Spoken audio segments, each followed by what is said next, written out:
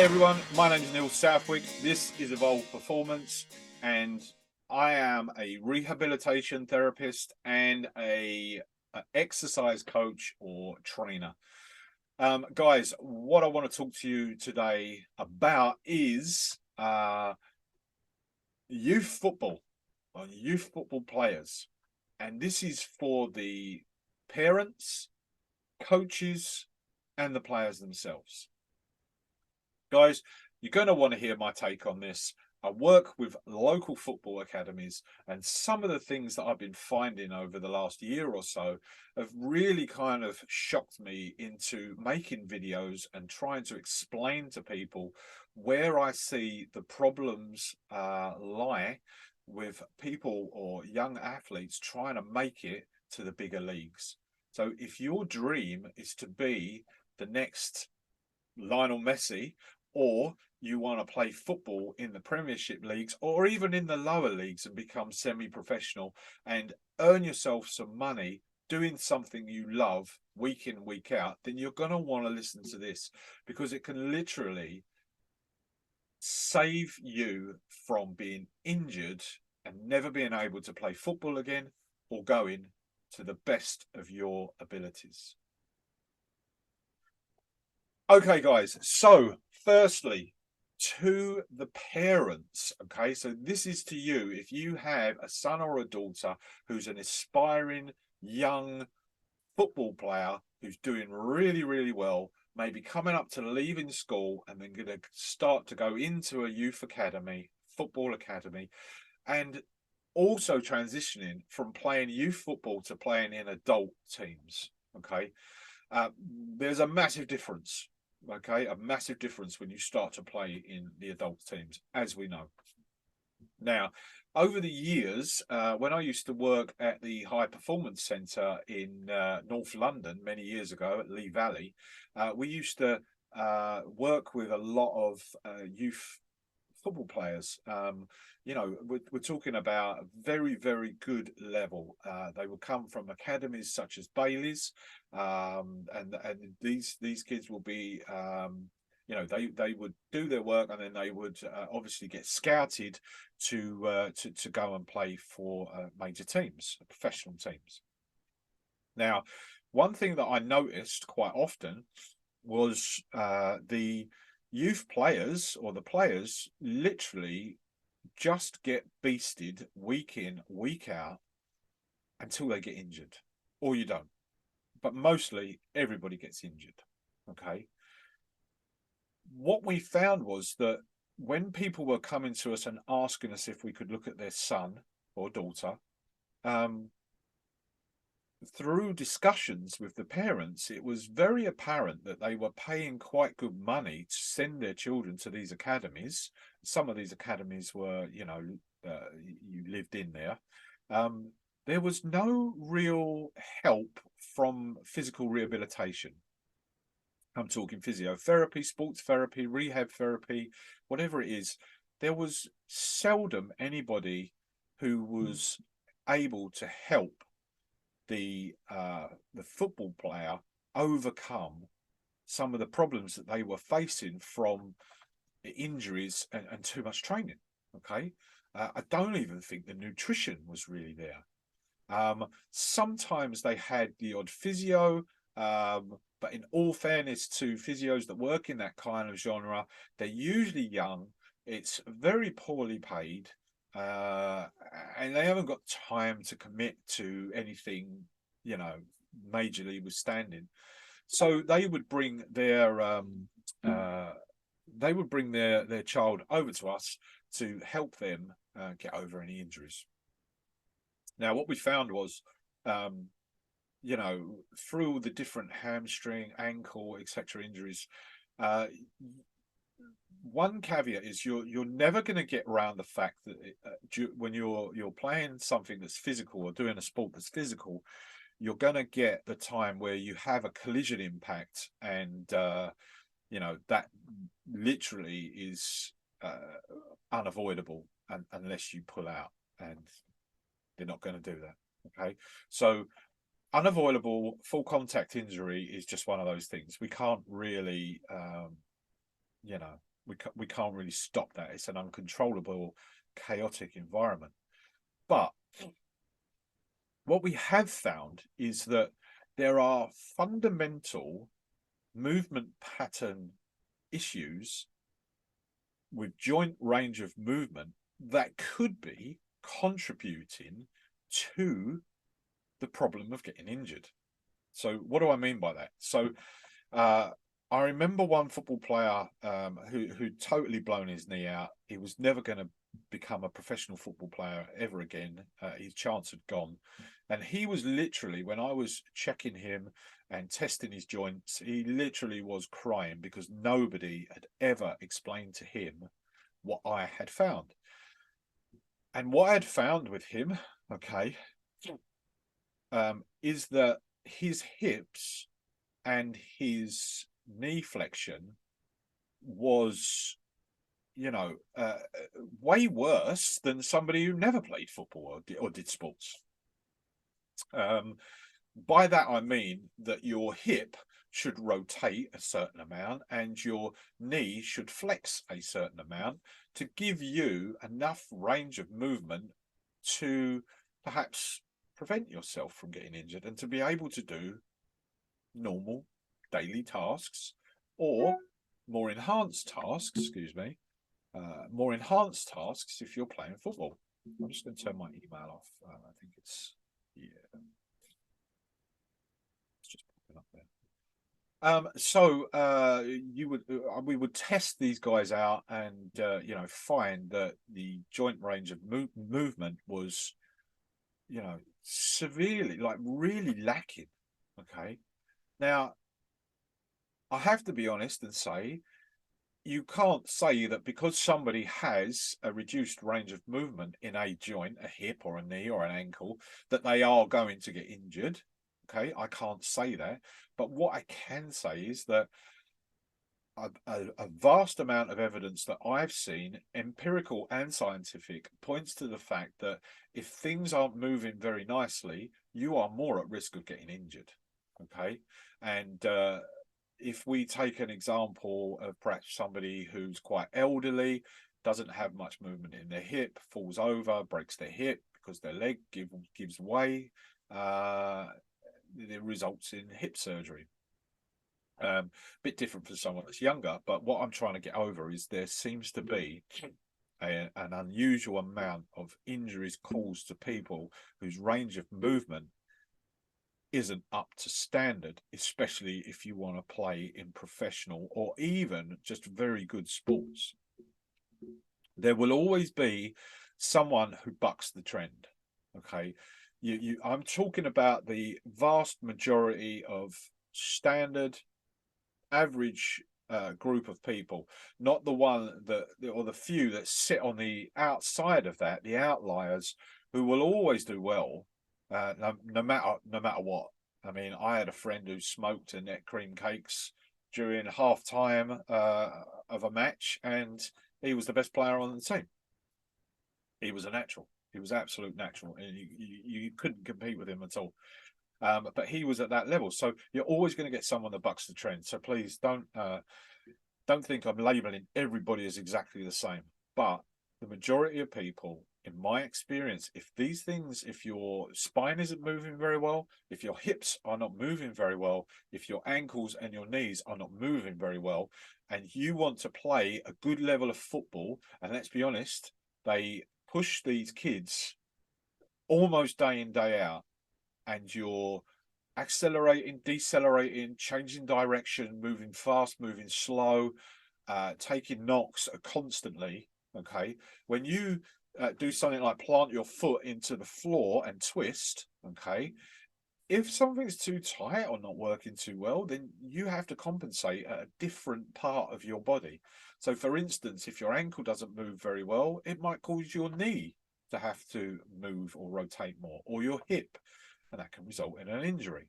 Okay, a lot of studies show that the better you improve the range of movement and improve your ability to control that range of movement, you're going to reduce your injuries massively. Okay, Again, I'm not including impact injuries. This is just an injury where you twist, turn, pull a muscle, etc., etc. Okay, so why wouldn't you want to take that out of the equation? Because just playing and just keeping playing is a recipe for when you're eventually going to hit the wall, because you will. And 16 to 18 plus is when they start going through it. Like I say, at the moment, I'm seeing a huge amount of young players, 16 years old, 15, 16 years old, having ACL reconstruction. Now, is this just because they're being hit too much? Is it because they're overworked, or is it because they are not getting any decent rehabilitation advice and so cannot care for themselves properly? I would argue all three. Okay, all three. But more importantly, there is very often nobody looking after the interests of the players' physicality, because the coaches, you know, quite rightly, they want you playing. They want they're out there putting up 100% and going for it. The other thing that I'm finding as well with a lot of young players is because rehabilitation or that kind of help is quite costly, they would rather put up with an injury than tell their parents, because that means their parents have then got to pay out more money. Okay. So I recently had somebody who didn't want to come off a game despite a pretty bad injury, and he stayed on and he got injured way, you know, much more. And that was a shame for him. But he would not come off because they didn't have enough players to put on.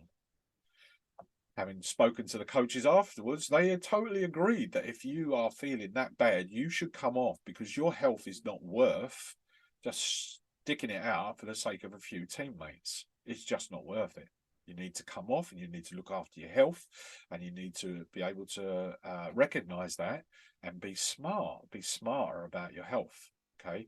The same with parents. Okay. If you're, and I get it as a parent myself, and my two stepsons are massively into their football, and one of them was a very, very good football player. And, you know, I understand what it's like, but you're not necessarily understanding what kind of help these young players get, because they don't get any help. It's either do it to the best of your ability. If you get hurt, you're out. And it can stop a lot of people's careers very, very quickly. It's such a shame that it happens. I mean, we're literally seeing people of huge amounts of talent that could go much, much further. They're not being helped. I don't believe they're being helped. Remember, this is to my level of knowledge. If someone comes along and says to me, like, there's a whole program of rehabilitation therapists that go around the country looking after all the young adults that are playing in youth football teams, then I'll take a step back. Okay, that's fine. But as I understand it, there's nothing. There's not even much for the adult teams, to be honest with you. Which then comes down to affordability. If your son or your daughter, as a youth, gets injured playing in a game and they need to have rehabilitation, okay, that could be anywhere between 2 and maybe even 10 therapy sessions. Now, the average physiotherapy session is going to cost, you know, 30-40 pound. Let's say it's 40 pound roughly. So some of the physios that I've worked with around the area in Lincolnshire where I am, they charge around 40 pound for a session, which is about half an hour or so. So that 40 pound, if you're looking at 10 sessions, you're looking at 400 pound. You know, just to get them where they're improving. That's a lot of money to pay out, and most people haven't got that kind of money. But I've looked at and I'm doing a different way to provide better care for youth players. Okay, a much better and affordable way. I don't want this to sound like I'm plugging what I do, but there are much better ways, and because you don't know, you're not asking. Okay, so To the football players, the young football players, nobody cares about you except you. Okay. I say this to the guys I work with all the time. If you get injured and have to sit on the sidelines, somebody else is going to take your place. Okay. And if they're better than you, you're going to stay on the sidelines and they're going to keep their place. And you're going to get disheartened, annoyed, fed up. Or you can just keep trying to fight for your place, or you'll join another team. Simple as that. Okay. If you are injured, then you're susceptible to re-injury, because the risk to injury is greater with previous injury. So if you've previously had an ACL tear or an ankle tear or something like that, you're more at risk of that happening again. Okay. If you're not assessed, okay, by somebody who is competent to see how well you move and how strong you are and how fast you move, then you're just guessing. So we have a saying, if you're not assessing, you're just guessing. Okay. If you're just literally playing the game all the time, and yet you're not trying to improve yourself physically and mentally, then you are going to hit a wall at some point. Okay. Improvement in your performance isn't about just what you do on a pitch. It's what you do off the pitch. Okay. This is as important as on the field. Your nutrition, your exercise, and your rehabilitation, along with sleep, okay, hydration, are extremely important. Okay. What you do on a pitch is you train, you break yourself down, and you try, and your body comes back stronger, better at being able to do the thing that you're trying to do. But if you want to improve as a more integrated football player, you've got to improve your strength and your nutrition and your movement. Okay. That way, you can stay off the couch, or sorry, the bench, not the couch, the bench. You don't want to be on a bench. Okay. You want to reduce the risk to that tenfold. Okay. Not only that, but as you get older, you don't want the levels of arthritis and joint problems that I see in older adults that have literally played hard contact sports for many years and broken down their system. Because not only will it affect your ability to move, but it will affect you up here as well, because it's not nice when you're in pain. Yeah, no one wants to be in pain. Okay, so you have to recognize perhaps that it's there are people that can help you, and you need to seek them out, and you need to ask them, you know, if they can help you. Okay, because there's always someone that will help you, and make sure you get somebody who knows exactly what they're talking about. Okay. Okay, so that's to the players. I could go on and on forever about these subjects, but you know, it's time to talk to the coaches of the football teams and basketball teams and rugby teams. Okay, we understand that you have to push the players physically and mentally to get the very best out of them. Nothing wrong with that whatsoever. But if you keep pushing people, they get to a point where they are going to break. Most people will have an injury or a problem of sorts that stops them being able to play. Okay. The modern game nowadays, the way it is, I see that the coaching staff are pushing the players incredibly. Okay. I have guys that are literally training 6 days a week. Okay. You have to understand that there is very little room and time for the body to repair, and the mind and the nervous system. Okay. So if youth are going to be pushed to that level, then you should be employing somebody who is looking at them and making sure that they are capable of doing what you're asking, and not only that, but bettering themselves if they're not good enough. Okay, so it doesn't mean that people have to stop. Let me give you an example. I tested a football team out once who'd had 3 or 4 goalkeepers in a season injured, And when I tested those goalkeepers, okay, I found that their shoulder mobility range was atrocious. Okay, it was terrible. Hence, most of them had shoulder injuries.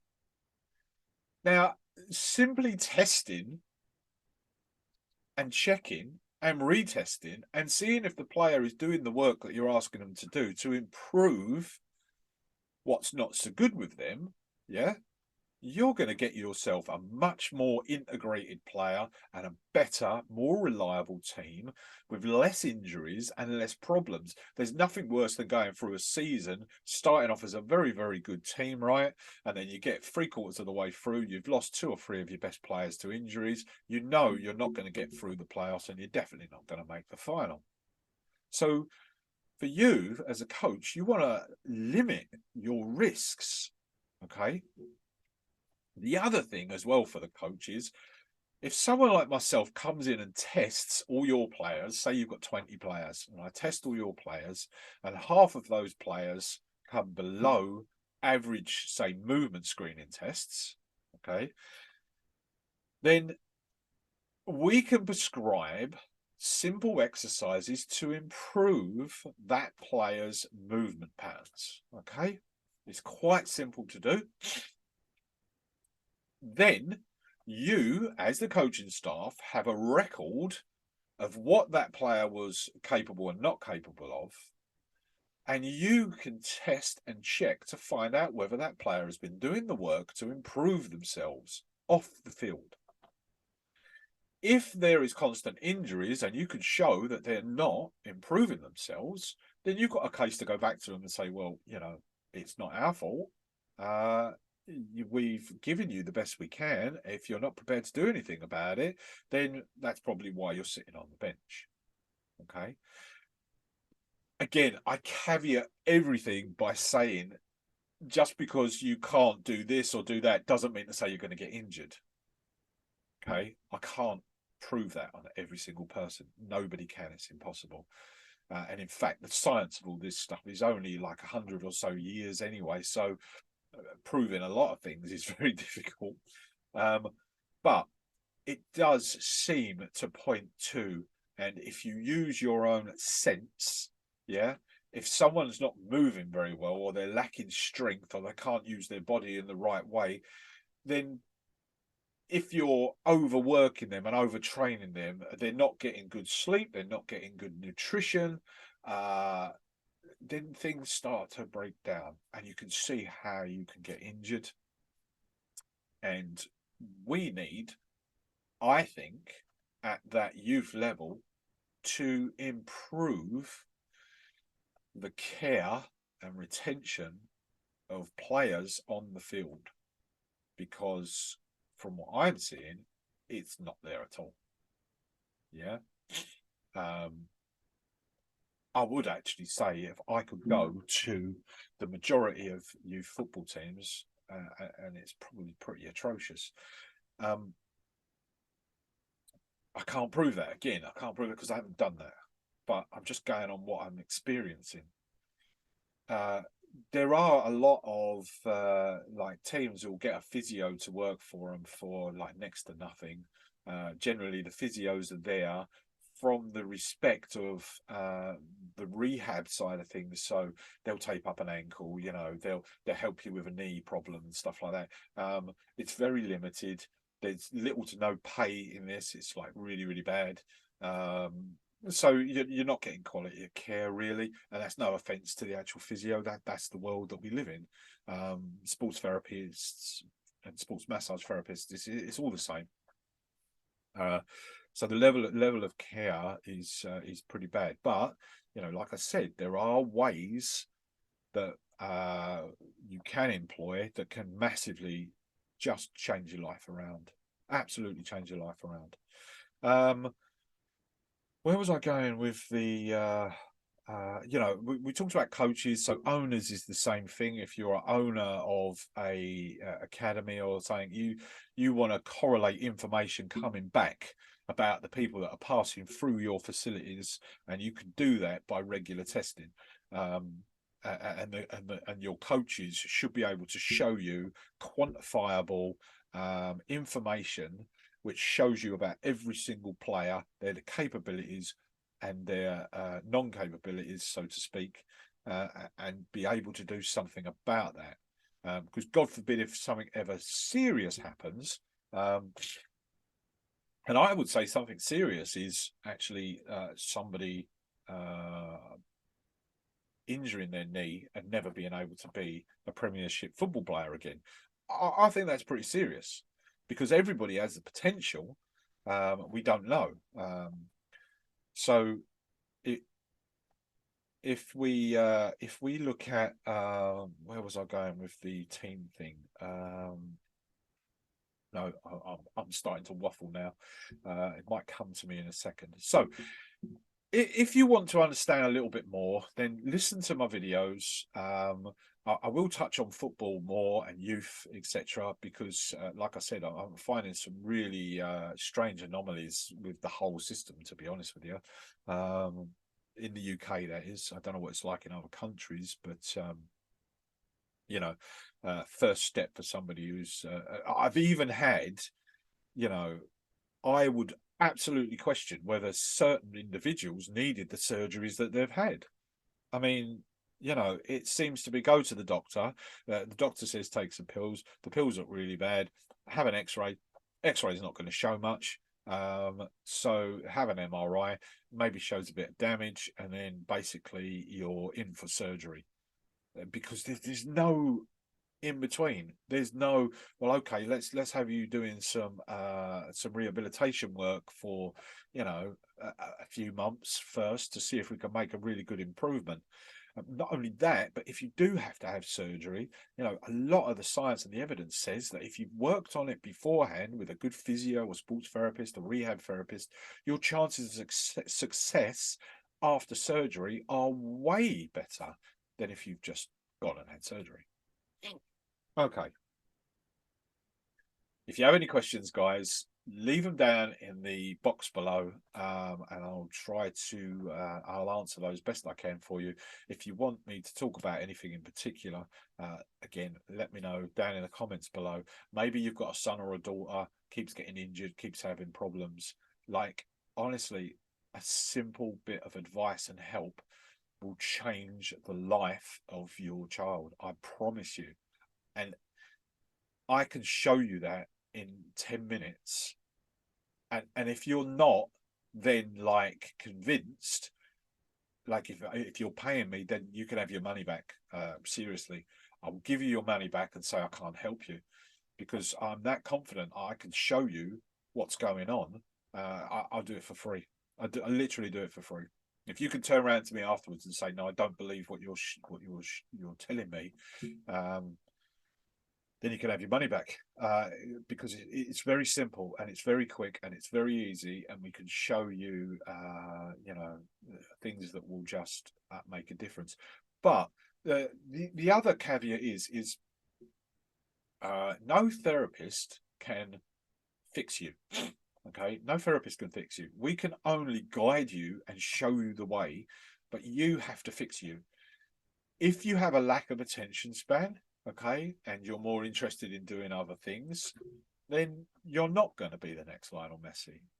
Okay, you're not going to be the next, you know, big thing in football, like the next Saka or something like that. It's not going to happen. You've got to have a really good work ethic, and you know, a lot of the youngsters do, but a lot don't, and that's fine. You don't have to do what we ask you to do, but it does help. Anyway, why should you believe what I'm talking about?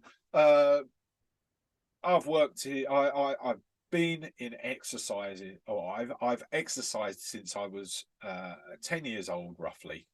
I'm 57 now, so I've been in exercise, health, and fitness for 47 years. The last 10 to 15 years, I've worked as a rehabilitation therapist. I've had my own practices in London and now in Lincolnshire. I've worked at elite level athletics for a few years. I went to the Olympics in 2012. I've worked with everyday gym goers, normal members of the public that have never trained before but want to get over their back injuries. And I've studied strength and conditioning, personal training, nutrition, fat loss, body transformation, you name it. I've pretty much been through it all.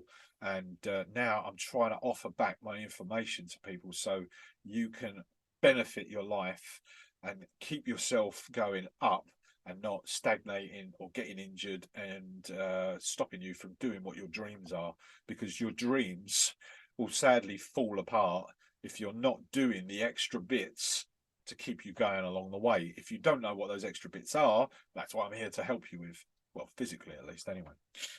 That's it. Like I said, leave me a message down below, and I'll try to help you the best I can.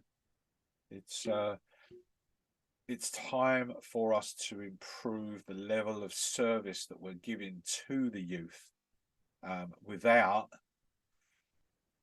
trying to flood them with too much kind of rehab stuff that just, you know, takes away from their actual training, because we don't want to do that. Okay, I have to caveat that. I don't want to stop anyone training. I want them to train more, and I want them to train better, and I want them to train smarter. This isn't about some kind of functional fitness thing that's better than anything else. It's nothing to do with that. It's just preventing. So it's called prehabilitation. Prehabilitation is the opposite of rehabilitation. Prehabilitation is getting your system to work better so you reduce the risk of having to rehab later. So, for instance, if I check your son or daughter, or you as a football player or rugby player, and I find that your hips are not moving so well, then we're going to work on that whilst you work on everything else that you're doing. It's quite easy to add little things in, and you work on it in the gym and that, and you just make yourself that little bit more integrated and reduce your risk to an injury or a problem, because you don't want to be sitting on the sidelines. That's it. Prehab over rehab, but rehab if you have to, and then you start to prehab, and then not only that, but you bulletproof yourself against further problems. There are also specific ways that football players, etc., should carry out strength training. It's 100% the most important accessory exercising to do along with your sports specific training. 100%. If you're not doing it, and you're not doing it properly, then you're going to be you're at more risk to injury and problems, in my opinion, than if you do it. That doesn't mean to say you've got to be training for, lifting weights 4 times a week. It's not like that. It's quite simple. A couple of times a week can make a massive difference to you, as can your nutrition. That's as important, actually. Yeah. And you're going to find that this prehab, testing and checking, correcting, resistance training, effective resistance training, not like Arnold Schwarzenegger,